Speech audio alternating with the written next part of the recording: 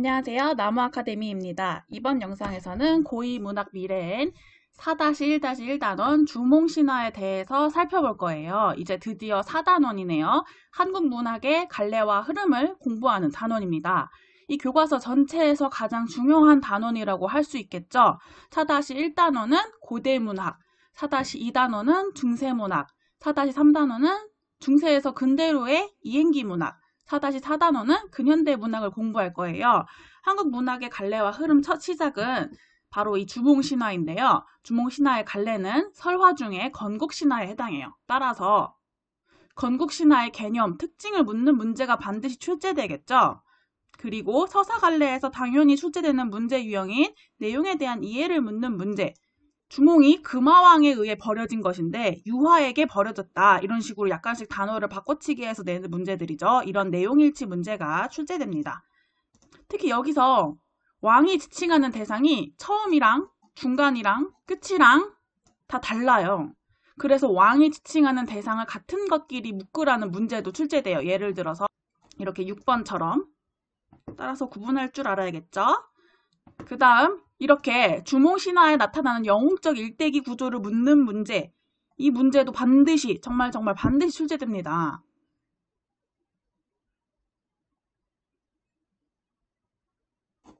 이런 식으로 출제되기 때문에 이 부분이 어디에 해당하는지, 이 부분은 어디에 해당하는지 바로바로 알 수 있어야겠죠. 특히 서술형으로도 출제됩니다. 1번, 2번 다 구조를 묻고 있고 4번은 다른 작품과 비교해서 구조를 묻는 내용이에요. 9번도 구조를 묻는 거죠. 따라서 이 부분 정말 중요합니다. 그리고 이 작품에서 알 수 있는 당대 생활상을 묻는 문제도 출제돼요.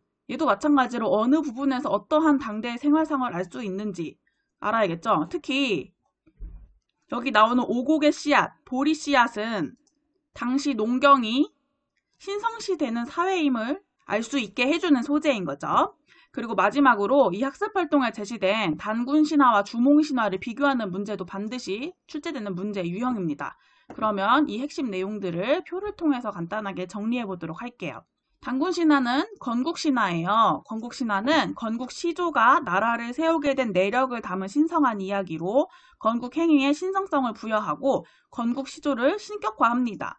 안으로는 공동체의 결속을 다지고 밖으로는 집단의 자긍심을 높이는 역할을 해요.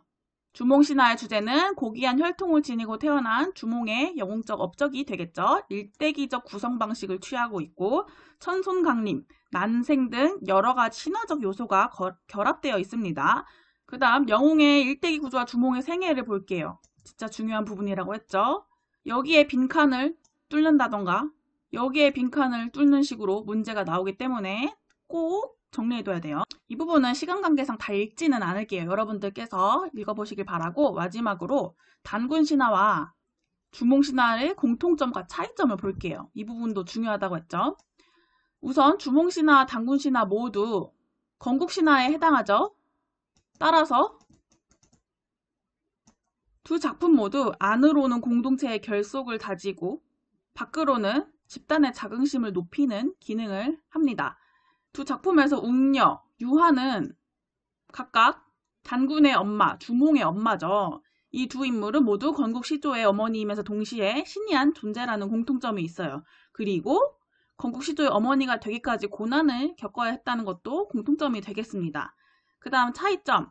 주몽은 난생, 즉 아래서 태어나죠. 아래서 태어나는 기이한 출생 과정을 겪고 단군은 웅녀가 임신하여 일반적인 출생 과정을 겪습니다. 이게 차이점이 돼요. 그리고 또 다른 차이점은 학습활동에는 일부만 제시되어 있잖아요. 특히 단군의 업적이라든지 능력이라든지 이런 건 여기에 나와 있지 않아요.